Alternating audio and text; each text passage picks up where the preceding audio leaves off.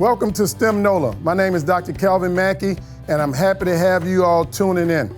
As a little background, we founded STEM NOLA 7 years ago to expose and inspire and engage communities in science, technology, engineering, and mathematics. In the last 7 years, we've engaged over 50,000 K-12 students, over 12,000 families, and over 1,500 college students and STEM professionals. One thing that I'm proud to say is that we've put over $1 million in the hands of college students over the last 7 years serving as college interns with STEM NOLA, going out and engaging the community. So thank you for tuning in. Parents, thank you for believing in STEM NOLA and trusting us with your most prized possession, your child, your scholar. STEM NOLA believe that either we're training ourselves from the neck up or the neck down. In the 21st century, our children will only have one or three options. Either they're gonna take something, break something, and/or make something. And if we don't give them the skills and education to make something, like make a living, make a life, make a difference, it only leaves them with the two options that we see on the news every night, and that's to take and break.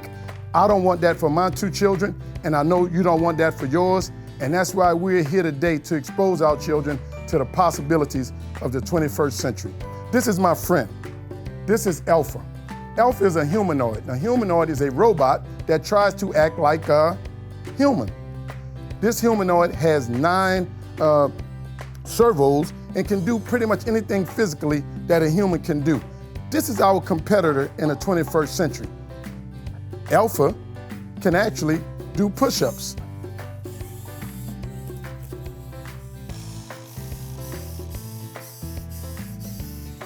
Alpha can even show off.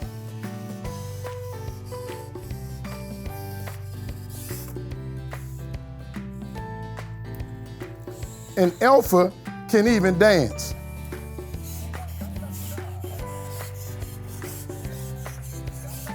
And like any superhero, Alpha has her own music.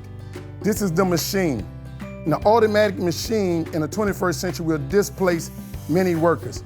In the aftermath of COVID, you have to believe that there are many companies out there saying never again will we allow a pandemic or something that happened in nature shut us down.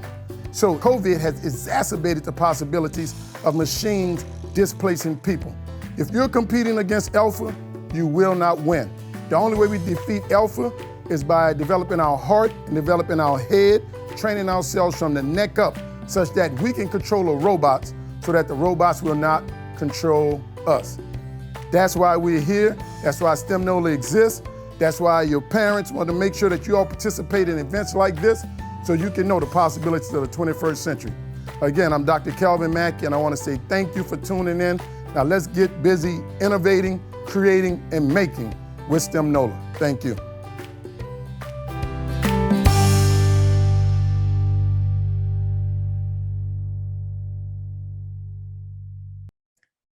All right, thank you, Dr. Mackie, for that awesome welcome. Welcome today, guys. My name is Shantell Bolden. I will be your host for today's live session, and we have 2 wonderful activities today around the physics of sound for you. So before we start, we're just going to go ahead and review our agenda. We're going to review some vocabulary terms around sound. I believe we have 4 that we're going to dive deep into today. We're going to review our objectives, activity questions, and then we're going to jump right into our 2 activities, which number 1 is our gummy bear wave machine, and number 2 is we're going to make our very own rain stick. And then we'll review our activity questions one more time before we depart. After that, I'll give you guys a chance to ask me some questions and answers, and then we will see you guys for our next session. So let's go ahead and get started for today. So before we begin, we'll go ahead and review those 4 vocabulary words that I mentioned before. Vocab term number 1 is going to be a sound wave, and sound waves are vibrating forms of energy that are made from molecules and look just like waves when traveling. The way those sound waves travels is actually through particles, and those are tiny bits of matter that make up everything in the universe. The way they actually travel is through what we would call vibrations. So that periodic back and forth motion of the particles traveling actually travels through a vibration, and that's how we actually produce sound to our ears. And that sound is actually measured through our last term, which is a wavelength. And a wavelength is the space from one crest or crest to crest or through to through of your sound wave. So either up to bottom or from a complete wave up to the next one lengthwise.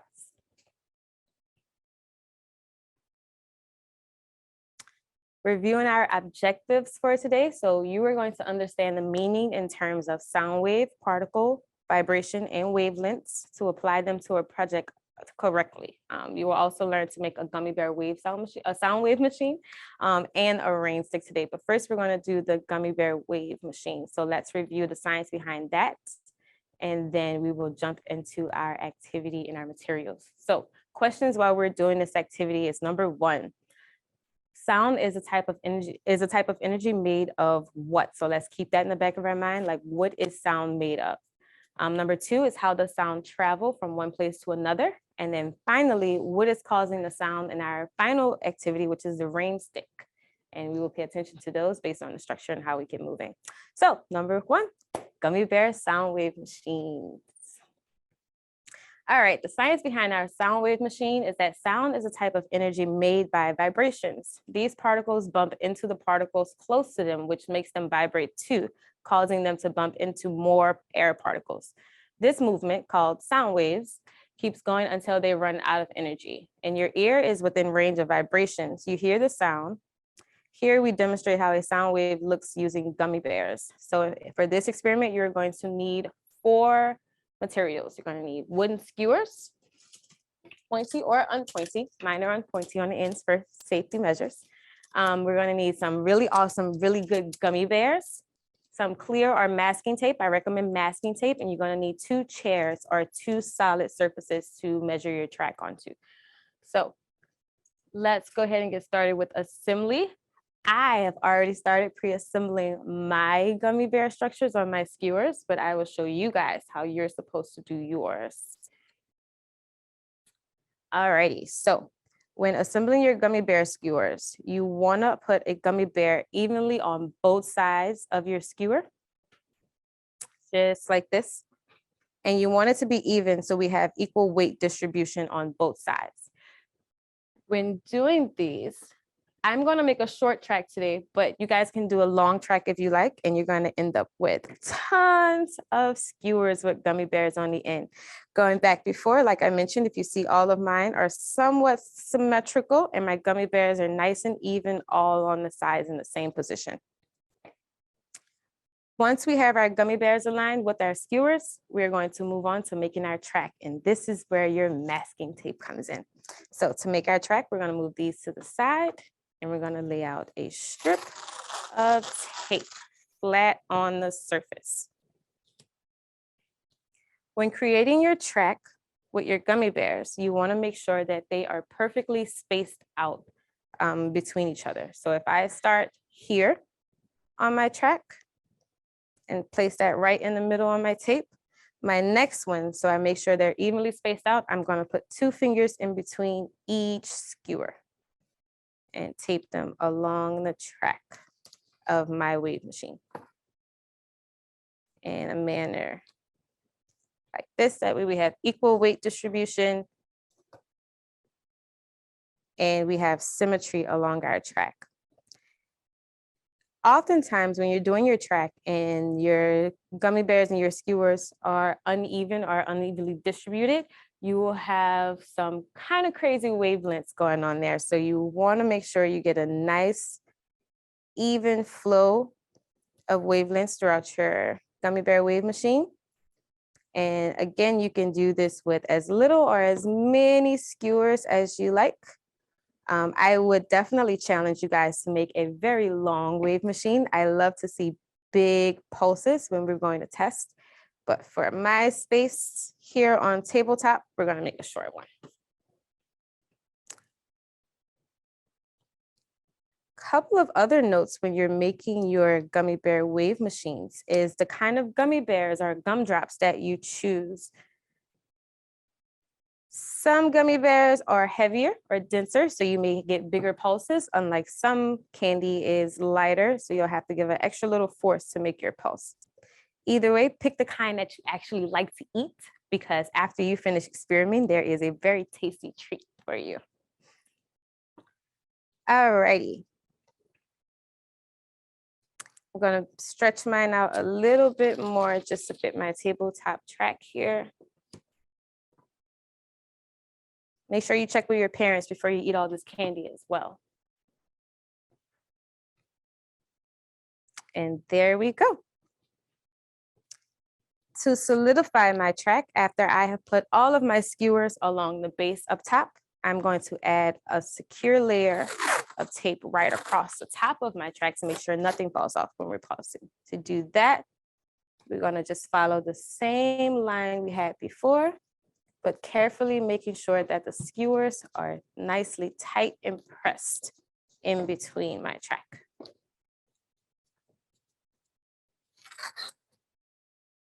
If you are using clear tape, just make sure you have a nice solid connection between the two layers, but masking or duct tape should give you a nice, tight, secure fit across your gummy bears. Once you have it nice and taped, your track is solid, you should have a nice, beautiful DNA helix, if you hold it this way, of gummy bear and skewer assortment. And you can kind of see my wave pulses here, but I'm going to show it to you horizontally so we can show exactly how wave passes go. Alrighty, once that's nice, secure, and tight, we're going to move on to building our track on our surfaces. So I'm going to use these two props of boxes here, and then we're going to take some extra tape and secure both ends to each side.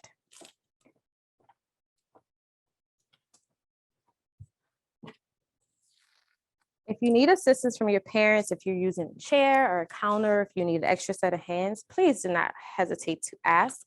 And when building your track, you want to make sure that it's nice and tight across both surfaces. That way we have a nice, pretty, good, solid wave pulse.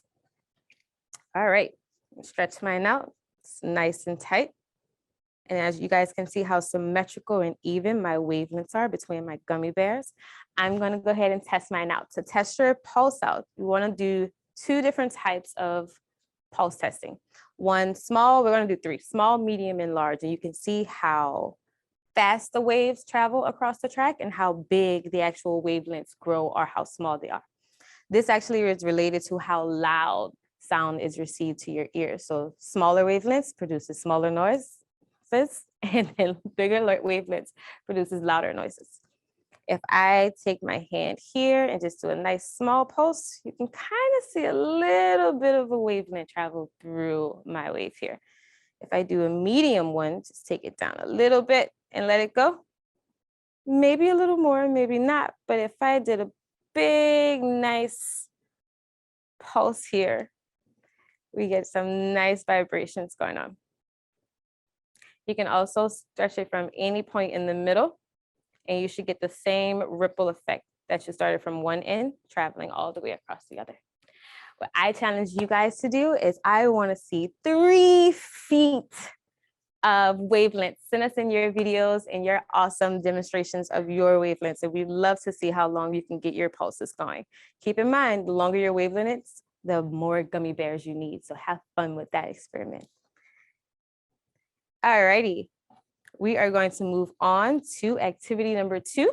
If you guys want to take maybe 30 seconds to go ahead and eat your gummy bears, I'll explain to you the objective behind making our brain stick. So the science behind a rain stick is a long and hollow tube partially filled with small pebbles or beans that contain aluminum foil made in a spiral shape. When the stick is turned upside down, the pebbles fall into the other ends of the tube, making a noise that sounds like rain falling. The history behind it is, legend is that a Chilean Indian invented the rain stick to make rainy weather. The rain stick is a type of tubular rattle that throughout the ages has been used in many cultures in various ways. So to make our rain stick, you're going to need a couple of materials, one being a cardboard tool like a paper towel roll or a toilet paper roll, aluminum foil, some dried beans, rice, or lentils, or tiny pasta that you can break up into small pieces, tape, scissors, crayons, and markers, and some construction paper if you want to decorate yours. So we're going to go ahead and get started with making our rain stick. This is actually one of my favorite activities. One of my favorite noises to fall asleep to is the sound of rain. So I love making rain sticks, and I think they're super, super cool. So we're going to start our activity kit, and I have my materials here. So reviewing one more time, we have some foil, construction paper. I have some wax paper here for my ends, but you can use foil or paper or any type of plastic that you have at home. I have my cardboard tool. For my noise, we're going to be using rice, and I have a couple of tiny rubber bands here for the outside. So step one is we are going to make our coils out of our foil. So we need one thin coil and one thick coil, and I'll show you exactly how we're going to make these using our fingers. I'm going to cut my foil in half so I can have two pieces. And we're going to start with coil number one, which is our thin coil. What I'm going to do is fold my foil into a nice slim sheet like so. And to make our thin coil, I'm going to take my pinky finger, which is my smallest finger here. Make one more fold just to make it nice and thin. And I'm going to take my smallest finger, which is my pinky, and wrap around the foil. Once I've wrapped the whole thing, I'm just going to slide my finger out. And now we have a really skinny coil that we can pull apart and stretch. And that's coil number one. Coil number two, we're going to do the exact same thing, but we're going to fold it a little thicker. And this time we're going to wrap around two fingers for a thicker coil. So let's fold, fold, and do 3 folds on this one.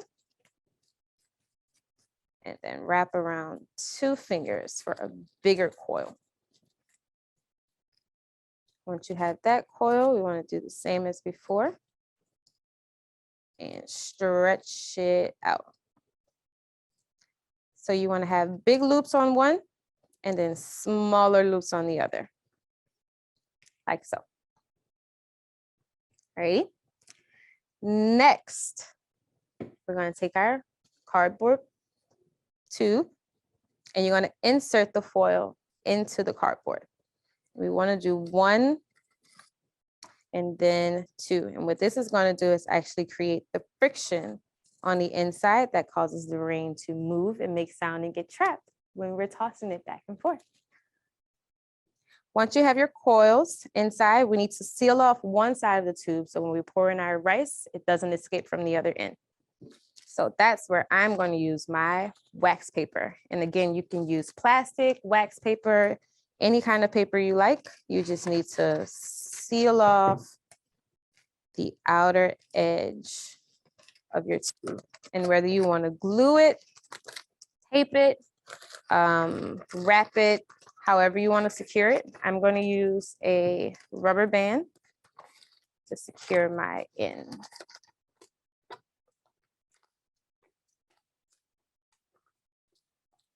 Get that nice and tight on there.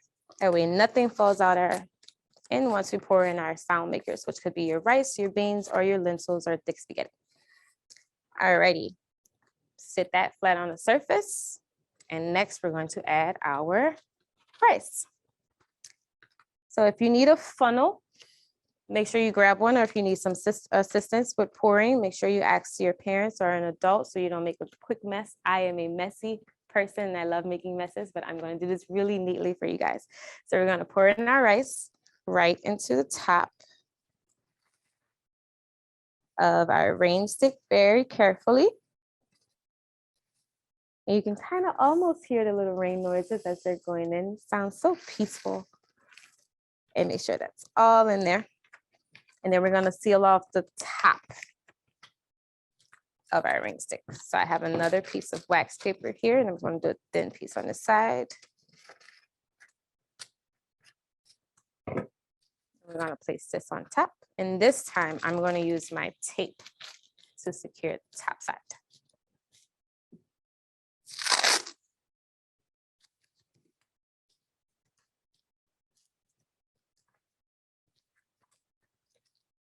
Just going to wrap that right around.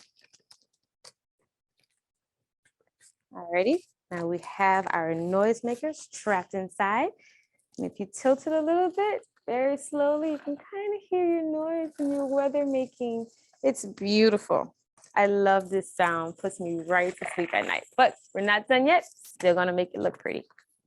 So even though I love stickers and glitter, I'm punished from them because I made a huge mess downstairs. So we're not gonna use stickers and glitters today, but I am gonna wrap it in some nice pretty paper to change the color. For this, I'm going to use my glue stick.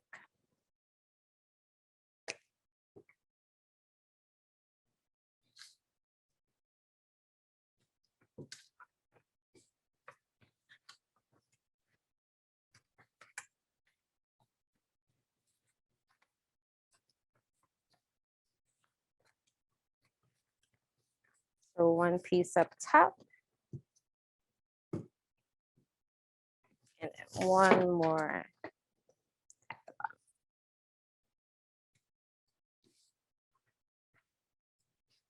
And just to give it a little extra snug fit, I'm going to secure both sides with clear tape.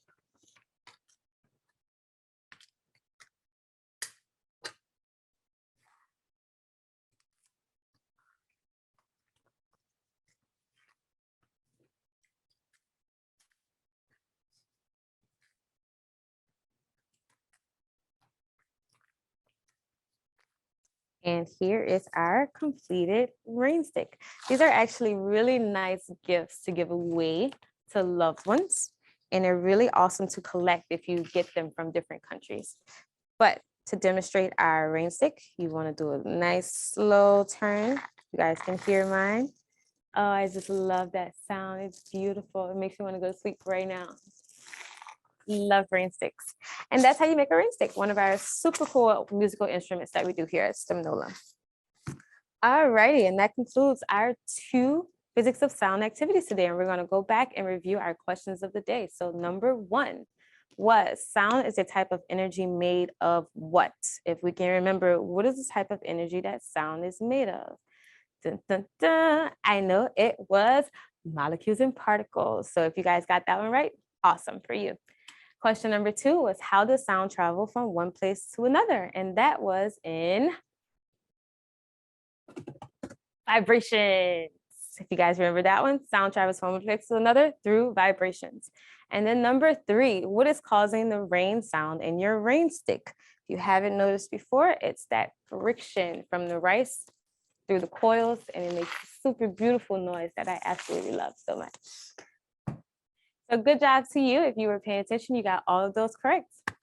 Good job, guys. Thank you so much for joining us today. Email your videos and your pictures of your rain stick and your sound wave machine to webinar@stemnola.com. And then we will see you guys next Thursday for our Holiday STEM Fest theme webinar. Thank you guys so much, and we'll see you next week.